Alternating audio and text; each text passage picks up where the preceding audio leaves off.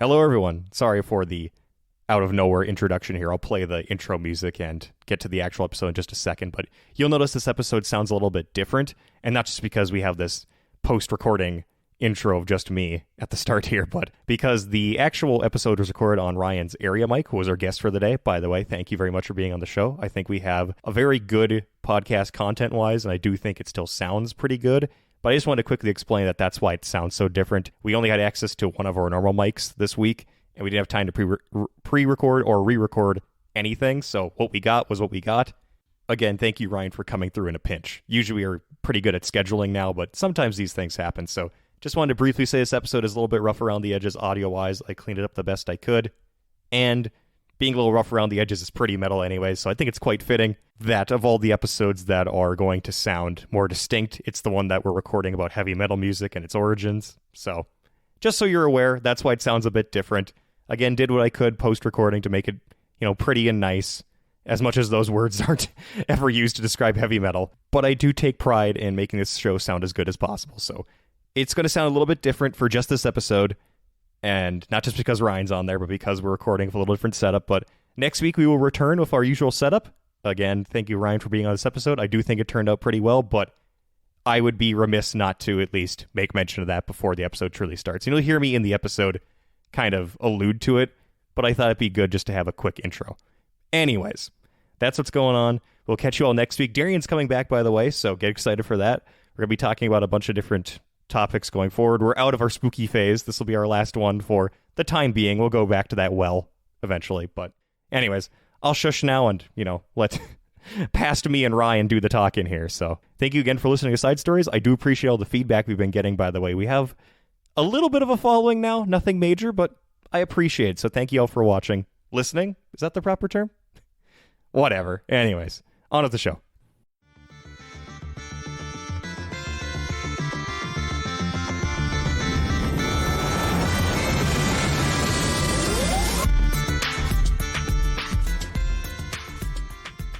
Hello, everyone. Welcome to another exciting episode of Side Stories. We are here today with our special guest, Ryan. Hi, I'm a guest. I don't know if you want to introduce yourself at all. I didn't even ask you. My name is Ryan Mooney. I like playing guitar and listening to music, and am a friend of Aaron's. Was there more I was supposed to say about myself? No, showing your credentials pretty well there. It's really, I needed someone to fill the podcast, and you're a smart, cool guy. Yeah, one of those things is true. The listeners will inevitably decide which one. Well, I think they're all true. That's just me. Yeah, thanks, man. I appreciate you. Well, anyways, I do apologize real quick if there's any weirdness with the recording after I've gotten all edited and cleaned up, even because we're recording off of an area mic today. Unfortunately, I do not have the same recording setup that I have typically. So we're going to give it a shot. I guess if this is passable, you'll be hearing it. If not, you'll never hear this. So Today we're going to be talking about, though, Ryan, we're doing our follow-up to our blues episode, right? Yeah, we're going to be talking about the occult in heavy metal today. Yes, or perhaps more specifically, supernatural in heavy metal, however you want to define it. You throw in terms like occult, religion, spiritualism, cult, faith, all of it kind of goes in. It all blends together. Mythology is one word that I like to use a lot for this kind of stuff. Yes, just mythology. Weirdly fitting. Theology. It's not the same thing, they're all very specific things, but they all fit together with a broader category. Yeah. Spirituality, or whatever you want to call it. So we're going to talk about that today. Continuing off of where we left on the blues episode, where we talked about the legend of Robert Johnson and all those other good things that have made blues such a fascinating cultural artifact of the time, where it was mixing spirituality with music. Yeah, a lot of spiritual, kind of as a fusion of spirituality, the occult, old mythology, oral traditions, the whole shebang wrapped into one with a lot of that old blues stuffs. So yes, you do not have to have seen the previous episode, but if you do, it might help you get a little bit of a primer on where we're jumping off from, because we are going basically right into what the genres of music that inherited the legacy of the blues and that spirituality, which is rock and roll and heavy metal. So, I did talk a little bit about on previous episodes like the origins of rock and roll, but I would do that again here, but I also don't want to get too lost in the weeds. I want to focus more on metal. But of course, rock and roll becomes big in the 1950s specifically, and then by the 60s, it's a well-established genre. People are experimenting with it in a bunch of different ways by now. And then sometime in the late 60s is when heavy metal starts to form. Yep. So I think that's our good starting point for today. Absolutely. So, Ryan, I guess I have my own answer for this, but what do you consider to be the first metal band or the first metal song, or where do you draw that line personally? Well, if you want to go by like chronological date, it would be Blue Cheer, I believe, is the band.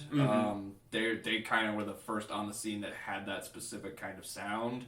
However, for me, the first one that like you listen to it and it really defines itself as being heavy metal, like it separates itself from all other music just because of how it is. It's easily Black Sabbath. It's just the best starting point.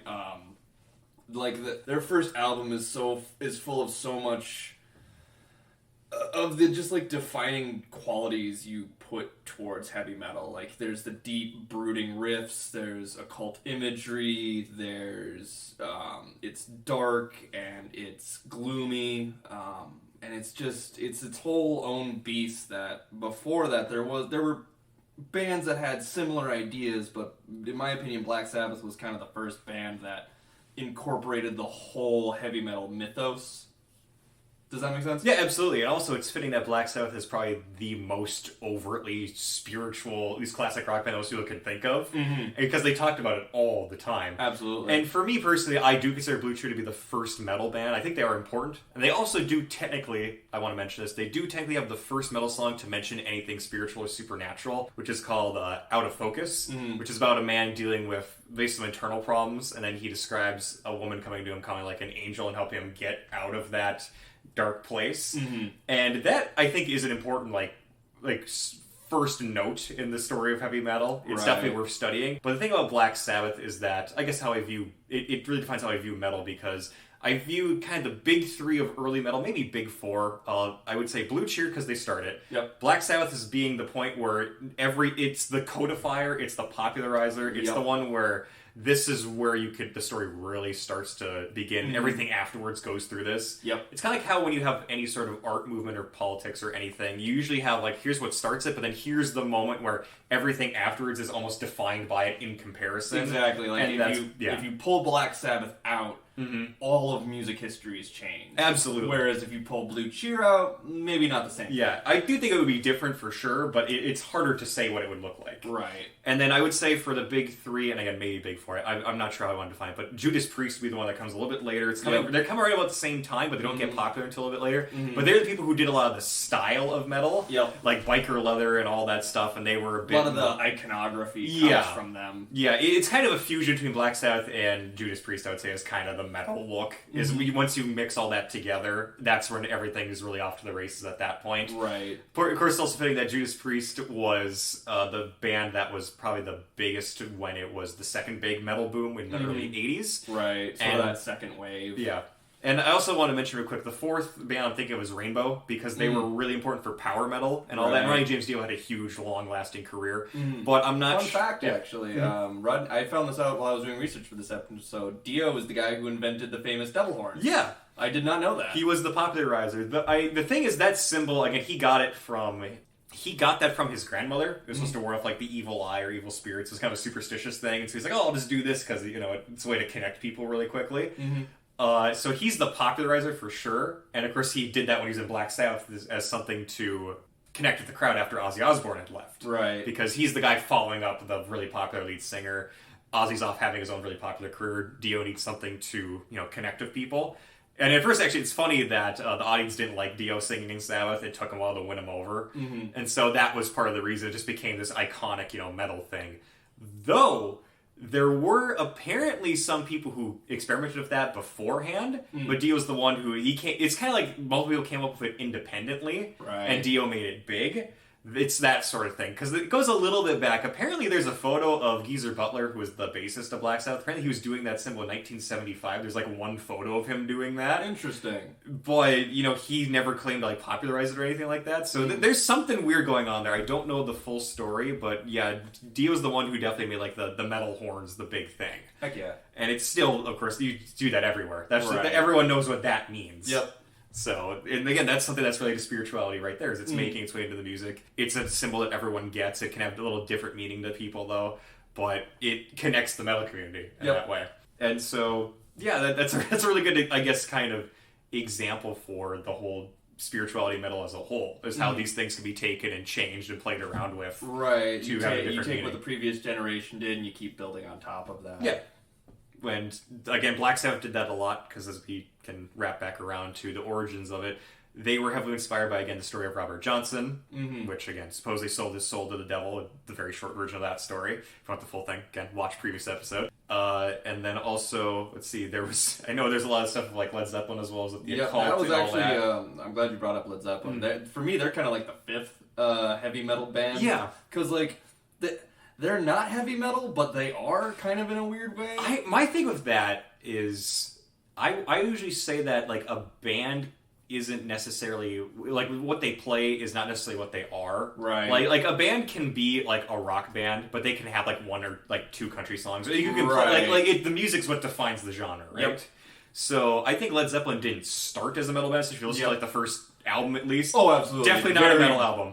Very English-inspired Mississippi Delta blues. Yes, absolutely. But I do think later there's an argument, like, I think, like, Immigrant Song's, like, a metal song. Absolutely. Rock and roll is very hard to argue against being heavy metal at the very least. Yeah. So I do think they eventually became that. That's the thing, is, like, they shifted into it. They didn't start as a metal band. And I don't know if they even would be considered a metal band fully, but it's more of a band that played metal. They definitely have, like, the themes. Like, they fit more of the bill than they should, considering they're just kind of a classic rock band. Yeah. Same thing with, like, again, Aerosmith, where they have, like, probably, like, 2 or 3 songs that are definitely metal songs, but they, like, even they said they weren't trying to be a metal band. Kind of like AC/DC, too. Right. Like, it's hard to draw that, like, draw the line. Sorry, it's a pun there. If you get it, you get it. It's hard to draw the line there where something, it goes from hard rock to metal. Same thing with, like, Alice Cooper and all these other big bands out there, but, like, all those groups definitely have songs that are metal, but it might not be what they're primarily playing. Yeah, Nirvana has a I believe it's called Negative Creep off of their first album, which is just a straight up metal song. Yeah. But it's Nirvana, they're grunge. Yeah, exactly. But the thing is, you can be more than one genre at once. Right. So, as we're talking here, I hope we're not getting lost in the weeds just throwing out bands and songs here, but we just wanted to demonstrate that, what a band is most known for isn't necessarily what they're always doing. Right. Bands are typically dynamic, typically with a lot of different phases, and often will experiment with different styles. Because I think there's some albums out there where they have, like, oh, this is the one metal song on this album, and then everything else is, like, different genres. I think that's just typically how it goes. Oh, yeah. And within an album, it's very common for a band to experiment with multiple different styles. Led Zeppelin did that famously with Houses of the Holy, where that was their first album they did after 4. And 4 was criticized by a lot of critics because it was just more generic Led Zeppelin. And they were like, well, all right, then, if that's how you feel about it. And so they created House of the Holy, where every single song on that album is fused with a different genre of music. So you've got, like, Led Zeppelin meets reggae, Led Zeppelin meets soul, Led Zeppelin meets X, Y, and Z, going down the list. Yeah. And it was just to basically force themselves to branch out a little bit more and try something new. Yep. Which, again, you see a lot of bands doing it with their spirituality, where there's some bands that really talked about, like Black Sabbath's another good example. They started talking about, like, on their first album, I think it's probably good to follow metal. You can follow their discography. So I'd say we do that on that first album. It's very demons, devils, witches. Yeah. Like the first song, again, which a lot of people still consider the first metal song, which is Black Sabbath on the album Black Sabbath, because confusion is fun. Yeah, absolutely. But that was inspired by a real occult entity, at least according to Geezer Butler, again, the main lyricist and bass player of Black Sabbath. He was the one he was into the occult for a while. He's also very Catholic too, but he had an occult phase. And supposedly saw some sort of black entity come into his room, I think when he was sleeping. He had been experimenting with this one occult book. I don't think he's ever said what the book was, maybe to protect people, I don't know. But apparently he saw this thing come into his room and it was kind of like scaring him. And then all of a sudden, like, it disappeared and the book he had was gone. And he never messed with the occult again. So that song's kind of a warning. It's about a guy being dragged off to hell by the devil. And that's, again, is kind of like the primordial start of, like, the spooky aspects of rock, of heavy metal. It sort of sets the tone for everything that came after it.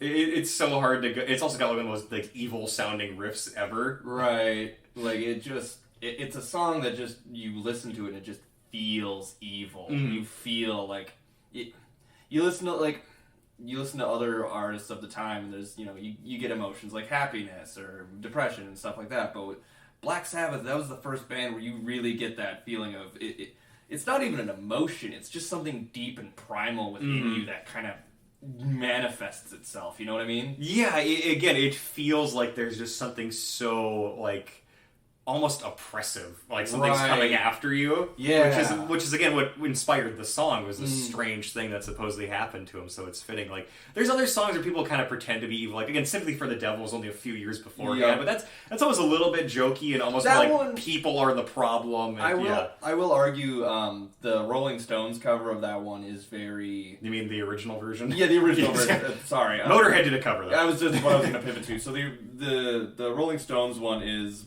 very like kind of jokey, and you do feel sympathetic for the devil the way the song is pitched. He kind of comes across as just like a guy, he's Satan. He's not trying to be a bad guy. Yeah, or he is and he loves it, and you almost like there's supposed to be something kind of more not positive, because I feel like that song to me is him like saying that, look, there's all these evil things in the world, I'm responsible, it's also because of you. So the reason I can do anything is because you let me do it. Exactly. So it's kind of an FU to people as well. Also, it's a samba song. It's much more lighthearted in like a weird way. Well, yeah, and then the Motorhead cover of it is completely the opposite. Where that one, the way the song is constructed, it's got that same evil feeling to it that Black Sabbath has, where the way the song is approached with the lyrics and everything, you get the exact opposite feeling that you get from the Rolling Stones one, where you feel like the devil is evil because he's the devil. You know what I mean?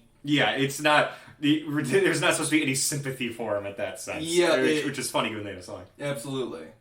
But yeah, I again, Motorhead, another very good metal band. I'm sure you all know. If you're listening to this, I hope. Absolutely. R.I.P. Lemmy Kilmister.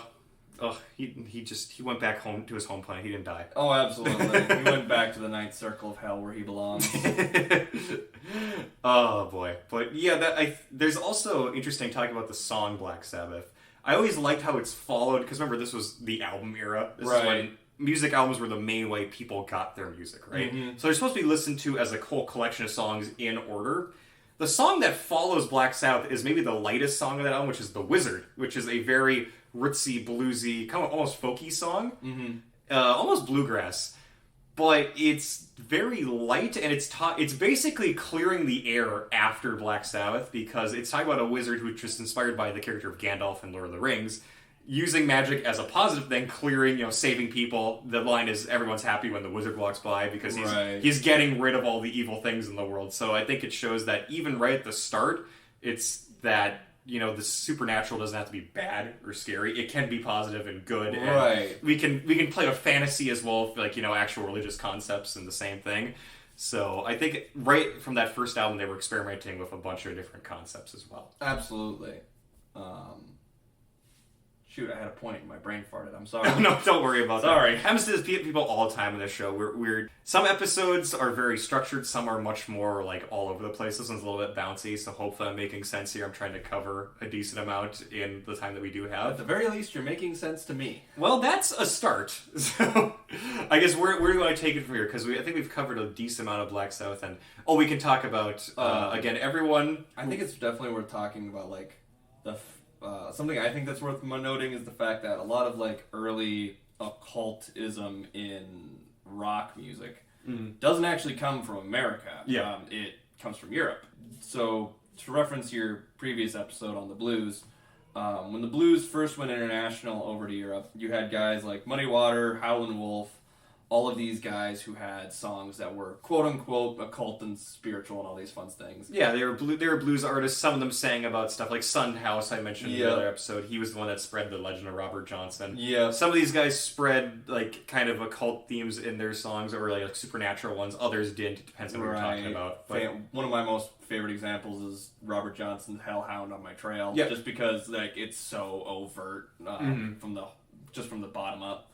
Yeah, the blues goes with the supernatural. It's a package. Yep, you can't separate one from the other. So when it first moved over to Europe, and more specifically to England, you had guys like Eric Clapton, all the guys from Black Sabbath, who they found this music. And of course, to them, just like we do, you can't separate the spiritual aspect from the blues without completely destroying the whole thing. So they really doubled down on that aspect, because if they were going to create their own version of it, they had to make sure they included it, and they had to make sure they included it in spades. I think one of the best examples I can think of is Eric Clapton, who he became particularly obsessed with the mythology behind Robert Johnson. And so while he was playing with the supergroup Cream, he became really obsessed with his song Crossroad Blues. And he became so obsessed with it that he ended up turning it into his own song called Crossroads. And when he famously, after Cream broke up, Eric Clapton ended up forming a new band, Derek and the Dominoes. And while he was playing with Derek and the Dominoes, he went through his own like spiritual arc with how the blues is. Because if any of you who've listened to Derek and the Dominoes, you know that they're not a heavy metal band. They're very blues rock-esque. But famously, he was in San Francisco at one point, and he dropped acid, as you do when you're in San Francisco in the 60s. And he was playing a concert that night, and while he was playing, whenever he'd play like a blues lick or like, you know, a quote-unquote evil-sounding lick, everyone in the audience suddenly turns into a devil. But then as soon as he'd start playing a more nice, quote-unquote friendly lick, probably a major, or something in the scale of major, all of a sudden everyone turned into angels. And he famously said that he'd rather play to angels than devils from that point on. Mm-hmm. Yeah, and that's interesting too, because you're getting in like what the actual psychological response to music is. Right. And again, if you listen to more like, I guess, calm or lighter, more soothing music, you're probably going to be calm and feel soothed. Where if you're listening to something that's a bit more, brutal or like hard, or something that feels like it's something that feels almost primal or like it's attacking you, you're probably going to feel more of that energy. It's something that's inherent in people. When you hear music, you have a reaction to it. It just hits you in that like very primal brainstem area of your brain. Like your brain doesn't even really recognize what's happening. It just feels the emotion. And that's part of the spiritual experience too, is that it's almost something that you can't possibly describe. Like, you all know it's there, you're feeling it, it's something you're experiencing. It's not just, I hate to say like it's in your head, because it's not just in your head. There's something truly going on here, but it's almost beyond our true comprehension to really describe it. Right. And that's the hard thing about describing music, and why when I'm talking about music history, I like to just tell people to listen to the songs, as easy as it is, because I can go into the high technical details of music theory, but the only way to truly get it is to hear it. Exactly. And it's the same thing when it comes to spirituality, I think. Yeah, absolutely. Anything to add to that? Sorry. No, I thought you had a point. No, I was just going to wrap up the story famously. So after Eric Clapton had that whole acid experience, he famously actually steered clear from the blues for years afterwards. Oh, really? Yeah, he steered clear from it because he couldn't separate that quote-unquote evil aspect, and he wanted to play music that, put good energy into the world, quote-unquote. Yeah. That's very interesting. I didn't know it had that much of a profound effect on him. Yeah, that's fascinating. You can. There's a marked difference in his career post that perforence. So it really was kind of like an end of an era for him. Yeah, that was in July 1974 that event happened, and if any of like Eric Clapton music you listen to for the first couple of years after that, there's a marked difference in how he approaches the music. Huh, that's really fascinating. So again, you're seeing how these experiences as musicians can both influence the spirituality and the music itself that they have. Right, it's completely. You like to think of them as being separate, but they're completely unified. If you separate them, you lose a whole aspect of what makes the music so compelling and interesting. It's an integral part of what's happening. Right. Huh. That's very, very interesting. I'll have to look more into that, because I'll be honest, I don't know a ton about Eric Clapton. Like, I know he's huge, but it's not someone I've ever like really delved deep into.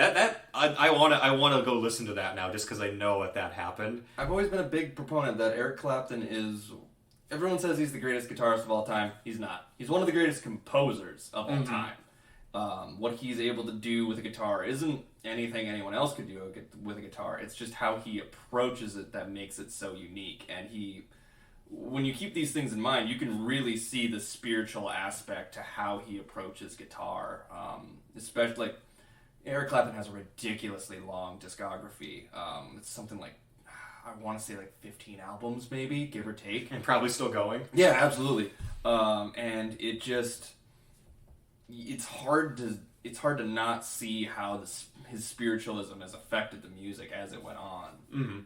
And that's the thing, I think, is the true root of this is that what you are influences what you make. Right. And so if you're someone who has like certain spiritual beliefs, or if you consider those to be integral to you, it's going to be integral to your music and your art and your everything else. Is that we live in this time where we like to compartmentalize, like, okay, here's your views on this, here's your religion, here's your blah, blah, blah. You can't compartmentalize someone like that. We're so quick to label people right now. Right. And that's what I'm hopefully trying to avoid here, is I want to talk about these artists as both people and also their music. As I know I try to put labels on like metal and all of that, but that's more of a descriptor. It's not something to put it in a box. It's something to describe what it is. Whereas when people get put into a box, they feel like that's trying to say like what they are. But no, it's impossible to do that because each person's such an individual, and what they do comes from that as well. So it all is interconnected in that sense. Like even like something as simple as, again, like your experiences you had as a kid, to what your favorite flavor of whatever food is, to what your political views are, to what your religion is, can all affect what art you make. Absolutely. Art can be about anything. So if anything that you are can go into your art. When I was an art student, I apologize if this comes off as too hippy-dippy, but when I was an art student, I was taught that all art begets art, which basically means, so like, when I was an artist, I primarily did illustration and painting. Mm-hmm. Those two things, pretty easy to see where the correlation is, right? Yep. I also took photography classes. Little harder to see where the connection is. I also took pottery classes. A lot harder to see where the connection is.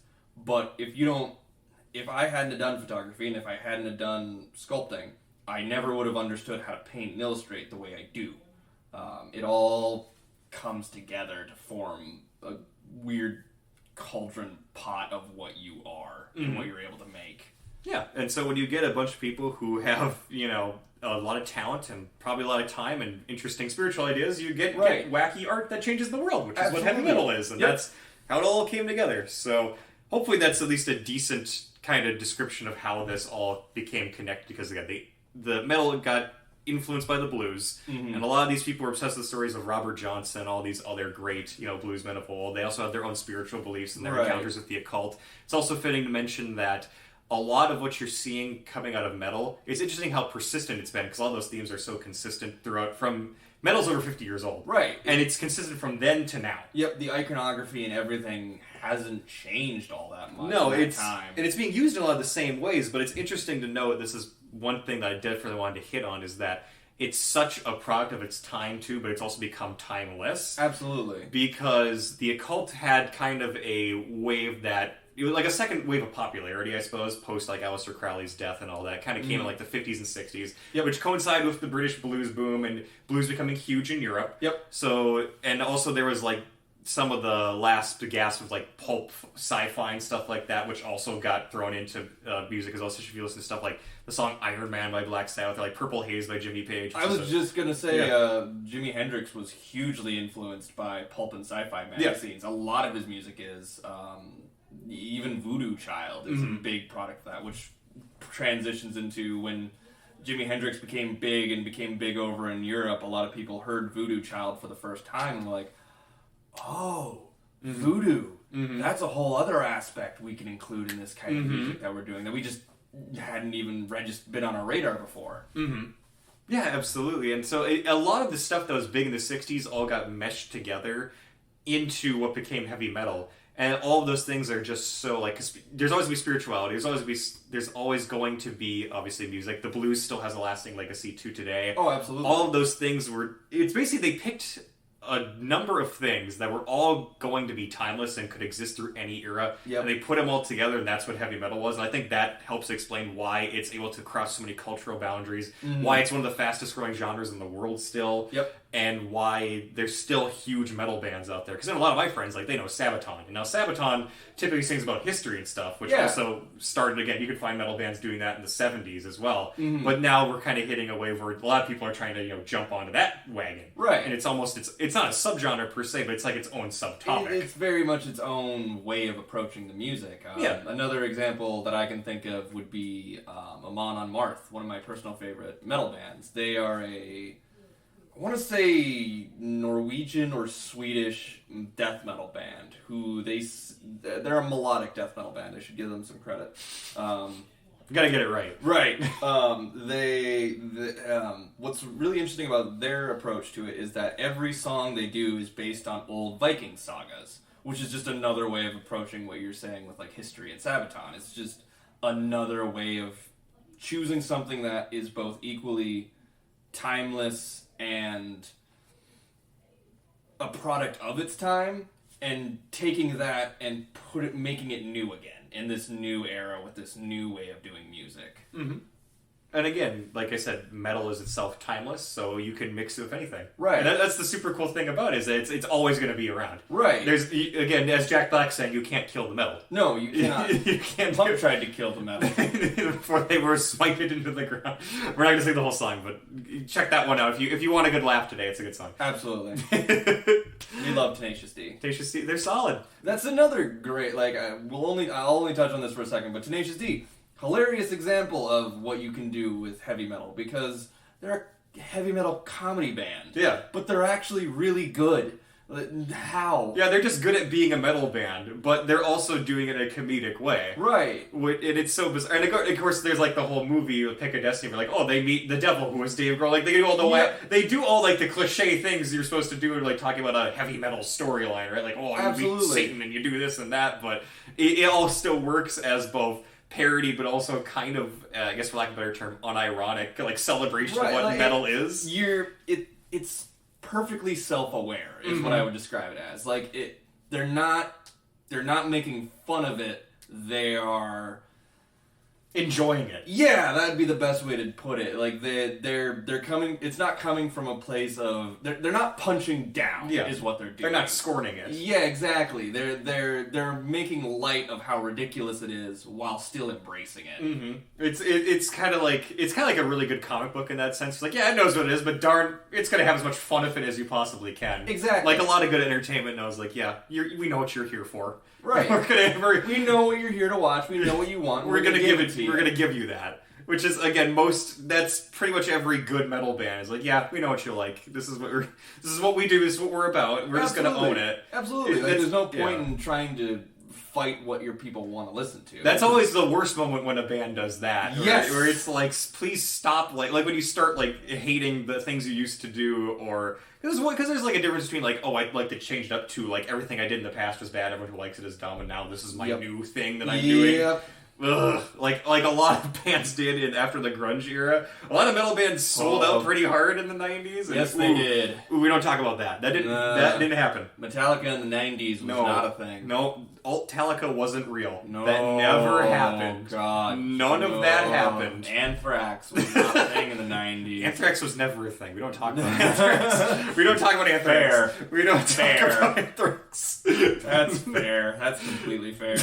I apologize. I know there's raving hordes of Anthrax fans out there somewhere. I'm aware. Yep. I apologize. I don't care. Yeah, that's what I was just going to say. I apologize that you choose to listen to Anthrax. It's not my fault, okay? No, I'm sorry, bro. Ooh. All right, so I'm liking how this is going. This is a little bit more loose. This is that's usually how my conversations with you go anyway. Yeah, so I just have that effect. That's fine. I feel like we're still hitting at good points. I'm feeling this episode almost more like if we had a segment on a radio show for a little bit. Yep. This is how it's just a conversation we recorded, so have fun listening to this. Absolutely. So what else do we got here, Ryan? What other big things do you have? I'll turn over to you because I'm sure you got a little bit. Well, like, not to put you on the spot. No, you're good. I have a bunch of different things that I throw them out. Fun. We got probably 10 more minutes. Hell yeah. Okay.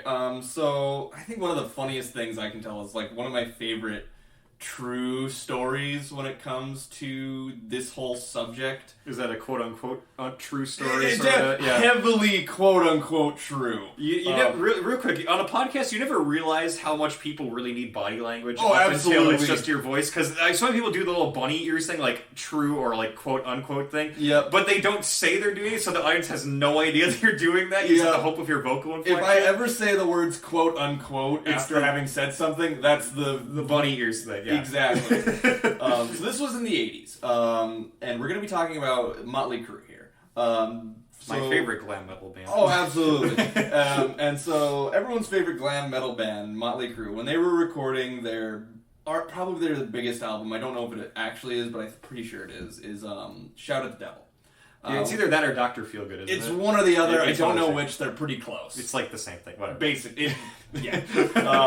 But so they're in the process of producing it and recording it, and they're doing all the fun stuff for it. And they are Nikki Sixx, being the fanboy that he is, decides that he like everyone who came before him didn't do the occult enough. They weren't enough into it, right? They were sissies. They were, pardon my language. They were cats. Exactly. They were cats about it. Yep. He decides that he's going to double down and he's going to show all of them up while he's recording this super satanic album, which at the time was known as Shout with the Devil. So, they're recording it, they're producing these things, and Nikki Sixx decides he's living with his, I believe, then girlfriend, Lita Ford. Who also dated Tony Iommi from Black Sabbath, by the way. Yep. Random fun fact. Just a fun little common thread there. So they're living together, and Nikki Sixx goes out and he buys this he never describes what the book is. This is all coming from the book The Dirt, by the way. He never describes what the book is. However, it's Nikki Sixx, and he's not that ingenuic and not that original, so I'm pretty sure the book is just the Satanic Bible from Anton LaVey. He goes out and he buys this book. One, horribly boring. Two, the normiest Satanism you can be into. Absolutely. And I'm pretty sure that's part of the reason why he never names the book, because he wants to come off as being hardcore. Anyway, he buys this book, and he then proceeds to take spray paint and spray paint occult symbols all around his apartment, right? Like, we're talking like pentagrams, the Blue Oyster Cult question mark symbol, just all sorts of stuff painted all around his apartment. I imagine he just has a bunch of Blue Oyster Cult albums like taped to his walls. That's what he did. I wouldn't be surprised if he did, to be honest with you. Cultosaurus Rex. Oh gosh. And so he does this, and he kind of disappears off the face of the earth for a couple days. And so the manager of Motley Crue, Tom Zutat, I believe is how his last name is pronounced, he's like, all right, I should figure out what Nicky's up to. I haven't seen him in a couple days. That's generally not a good thing. So he shows up to their apartment. He walks in the front door, and he's greeted by, there's spray paint all over the walls. There's this big black magic book sitting on the coffee table in front of him. And then sitting on the couch, huddled together, is Nikki Sixx and Lita Ford, who are both pale white. And they're sitting there, and they're like, well, what are you doing here? And he's like, I came here to talk to you about the album name, but what do you guys do? What is all this? Mm-hmm. They have a very brief conversation. Tom Zutat is very quickly like, You've been messing with You've been messing with black magic, you fool. Yeah, exactly. Like, literally, no, you can't. He literally told Nikki, like, you can't mess with black magic. It's a bad idea, and he's right. Yes, don't do that. No, it's very much like leaving a child in front of a nuclear reactor. It's not gonna go well, no matter what. Anyway, they have this argument. Nikki Sixx and Lita Ford are trying to convince Tom that, there's all this weird occult stuff that's happening in the apartment. There's all this horrific stuff, and Tom doesn't believe a word of it. He eventually leaves. Comes back a couple days later because Nikki Sixx still hasn't left the apartment, like, at all, and they still haven't changed the album name. Mm-hmm. So he goes over, comes back, knocks on the door, opens the door, and Nikki Sixx and Lita Ford are in pretty much the exact same position they'd been found on the couch a couple days later, huddled together, pale white. Like way whiter than these two pasty white people are normally, right? So it's really bad. Really bad, like noticeably bad. There are cabinets open and closed. There's stuff smeared all over the floor in the kitchen. The place is a whole nightmare. And it's as he's like taking in this whole scene, he looks up and he realizes that the ceiling is covered in forks and knives that have been jabbed into the ceiling. Scary. Now, very scary. Any normal person at this point would think, okay, Nikki and Lita have been doing a lot of drugs and have been up to some wacky things, which is a fair assessment. Mm-hmm. So he immediately starts going into Nikki and Lita, like, you need to clean up, we need to change the album name, you need to stop doing all this black magic stuff, it's messing with your mind, all this stuff. We're gonna get you clean. Yeah, exactly. And it's in the middle of this argument that they're having. There's a fork and a knife that are sitting on the coffee table right next to this big black book of magic. And as they're having this argument, both the fork and the knife, boom, boom, one after another, smack themselves right into the ceiling. No one grabbed them, no nothing. They just do it of their own volition. Now, that story in any other circumstance would be complete crap, right? Yeah. It'd just be Nikki Sixx and Lita horsing around doing some fun stuff. However, Tom Zutaut, the manager, still stands by that story to this day. So that's just a fun little actual real life example of real occultism in metal. It's more often than not, I think the best way you can sum up heavy metal's relationship with the occult is it's just a bunch of fanboys who really want to prove that they're just as hard, if not harder, than the guys who came before them, who arguably knew way more about what they were doing than they ever did. Yep. Like, you can, like, back in with the blues, it was all spiritualism. It was a lot of, African Americans connecting with their roots, connecting with old folklore, all this kind of stuff. In the 70s and 80s, you have all these, not for nothing, white guys who see that, and they see it as this inseparable element, and they want to prove that they can be just as occult, just as supernatural as those guys are. Mm-hmm. Yeah, they're interested in what's going on there. There's a kind of a one-upsmanship, like you always got to be better than the guys in the past. So it's always very hard to do that because when you're up against the greats, how can you outdo them? When you're comparing yourself to Robert Johnson, a man who supposedly sold his soul to the devil, where do you go from that? Yeah, it's always so. It's kind of like how even now, like a lot of like those legacy bands, some of them are going, like the Rolling Stones are going on 60 years together now. Right. It's insanity. It's like there's still. I just saw them recently, and it's like, man, how is anyone going to be able to like outdo these guys? Absolutely. It's almost impossissible to do that, and there's no way to do it without it getting really wacky, really fast. And I think that's probably part of why metal started when it did as well, is that there's always been kind of novelty or weird things in rock and roll, but rock and roll started in the late 40s, and the late 60s coming into 20 years old. Yep. Where do you take it? And it's kind of high time someone started to get a little bit out there. I mean, Alice Cooper had been doing his shock rock stuff a few years beforehand as well. Which, honestly, I'm surprised we didn't talk about Alice Cooper sooner.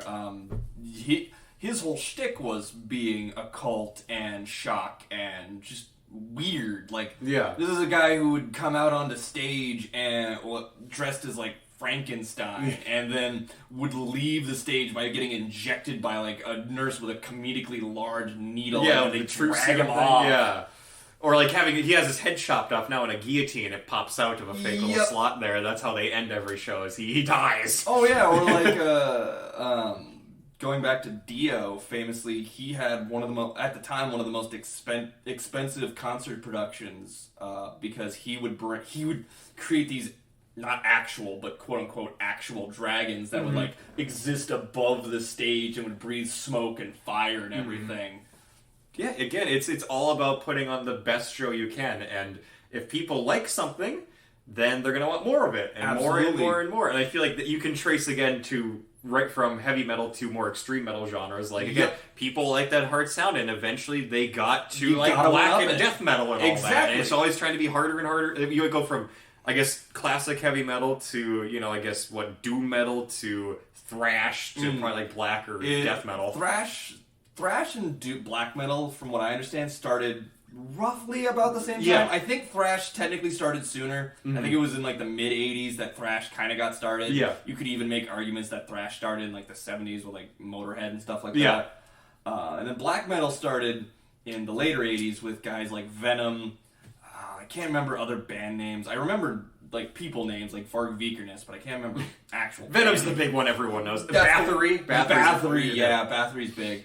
And those guys really took the whole idea of one-upsmanship to another level. Because, like, I'm sure we won't go into too much to it because it's kind of off topic, but just look up the black metal church burnings sometime if you're ever curious. That was a bad moment. That was a whole thing. That was a thing for multiple years, like Scandinavia. So the short version is a bunch of people got way too into the whole black thing. Right. This was during the late '80s, early '90s in Norway. Yeah. Where it's a welfare state, so everybody's pretty well provided for. Everyone's kind of got everything going on, and you've got all these rebellious teenagers who want to rebel against something. And they look at, guys like Motley Crue, guys like even Robert Johnson, Rolling Stones, Motorhead, all those guys. And they looked at them all and they went, those guys were hard. We can be harder. We can be way harder. And what they ended up doing is they burnt down like 200 some churches all across Norway. Yeah, don't do that. No, that's don't really do bad. that. That's really bad. The funniest part to me is the fact that the Norwegian government, while this was happening, was like, oh god, like, is it terrorism? Is it like terrorists from like the Middle East coming up and burning down churches in Norway? What the hell? No. It's just a bunch of bored teenagers in corpse paint. It's almost worse. It is kind of worse. Stop doing that. Oh my gosh. And again, that goes to show how some people, especially in our cynical time, they like to call all spirituality as like fake. Right. Which is totally not true. There's a very real thing to it, no matter what your personal opinions on it are. Absolutely. It comes from a very deep place in the human self-conscious. Absolutely. And it's like, I'm not saying the music made them do it, because I always feel like that's a little bit cheap, but there's an influence, there's some sort of connection going on here, and they're making their own choices, but it's related to the music, if that's a more fair way of putting it. Yep. And again, that's how deep these things can go, where they can take over your life if you let it. And that's kind of true about a lot of occult stuff as well. If you let it have power over you, it does. And that's where it can get dangerous. Absolutely. So, again, be careful with your soul. Don't lose it. Absolutely. As the Guess Who famously said, don't sell your soul too cheap. Nope, don't do it. Watch out. Don't go to the crossroads late at night trying to learn to play guitar. Nope. It's not a good idea. Okay. Well, while we're briefly touching on the crossroads, I want to bring up one of my favorite Led Zeppelin stories about this whole thing. Sure. We were talking about it I know what you're on. Okay. Yeah, we were talking about it before the show, and I think it's just so great that this is a good one. It has to be mentioned. So, Led Zeppelin, big Robert Johnson fanboys. When they first started touring America, they went to Robert Johnson's hometown. Clarksdale, Mississippi, I believe. Thank you. He went there, and Robert Plant, being the huge fanboy that he is, went and knocked on every door in that town trying to find a living relative of Robert Johnson, and did not. He even said, and I quote, "I've never been so ridiculous in my life." Yep. And that man says some crazy stuff. Mm-hmm. And supposedly, it's never been confirmed if this is true or not, but I believe it was him that went to the supposed crossroads where Robert Johnson sold his soul and scooped up a bit of dirt and put it in a jar and carried that with him for like the rest of his life. Mm-hmm. Again, it's an obsession. It's something that if you let it get its hooks into you and you don't watch yourself, it can become an obsession. And sometimes I do think there is such thing as a positive obsession, but it depends on what you're obsessing over. Right. Like there's no such thing as a positive heroin obsession. No. There's no such thing as a positive black magic obsession. It doesn't end well. It doesn't end well. I know. I hate to have a metal podcast and then say that, because I know some people will be like, "Oh, you're not hardcore enough." It's like, no, I don't feel like burning down churches and doing no. I'm over here listening to Stryper being happy. Okay? Yeah, right. Good metal band, actually. They're going to have a documentary coming out. Actually excited for that. I don't care what anyone says. I like Stryper. They're good. Good Christian metal band. Really not bad. Freaking good. They're freaking... What was their last album called? What was it? Even the Devil Kneels or something? And it's like talking about how even God has domain over literally everything. That's pretty good. Or is it Even the Devil Believes? Something like that. It was this really great title. Great art. It's Stryper. Every album they put out gets better. I don't know how they do it. It's insane. I will say, however, now that you've brought up a Christian metal band, I do have to make my favorite King of the Hill quote of all time. Oh, yeah. You Christian rock artists aren't making Christian... You're not making Christianity any better, you're making rock and roll worse. That's how it goes. To be fair, that's a shot at the very mainstream, lame Protestant, evangelical music, which I do hate too. No, I want that deep, rootsy stuff, like the Catholic imagery, and I want that stuff. Hell, I've heard so many priests are really into Black Sabbath because it's just like gothic imagery put into music. And it's like, well, of course, if you work in a cathedral. One of the best examples, for the listeners, if you want to go out there and find like a great example of like just how well gothic imagery and like Catholic imagery can be used in metal, look up Typo Negative is the band name. Oh yeah, super good. Like the iconography in their songs is insane. Their most famous song is Little Miss Murder, I believe it's called. I believe the subtext is Black Number 1 of the album. That song in itself is about a Frankenstein monster being brought back to life and wanting to go out and experience real life. That one's not so much an example of what they can do with it, but their other songs are fantastic examples. Pick any album, pretty much any other song they have, and you will see a litany of examples of what Gothic can do in metal, and it's ridiculous. It's, again, there's just something deep buried in there that I don't know if words can truly describe it. You but can't. It's really in there. Can't. Like it's that deep guttural feeling we were talking about at the beginning of the episode, where it's palpable and it's in you that you feel it. Yeah, it's sort of like the sense of like awe and amazement you get when listening to metal is almost. It's almost the same thing you get when looking at like a big cathedral again. You get that same sense of like there's something epic here, there's something great and powerful. There's something so much more beyond what I am. Yeah, and that's, again, metal artists have been tapping into that for over 50 years now, and you know what? Keep on going. Godspeed to them all. I'm excited to see where it's going to go. I know people are getting all into things like The Who and other weird metal things now. Skinflint's one of my favorite African ones, actually. Skinflint's pretty great. The Who also really, really fantastic, spelled HU. They're a Mongolian death metal band, and they have a completely different approach to metal that I really mess with. Yep. Again, it looks like it's going to be really exciting. And, again, metal is still alive and well because in Rock in Rio, Iron Maiden pulled more people than Taylor Swift the same year. So, there you go. We all know who really runs the world at the end of the day. Absolutely. Judas Priest. Judas Priest.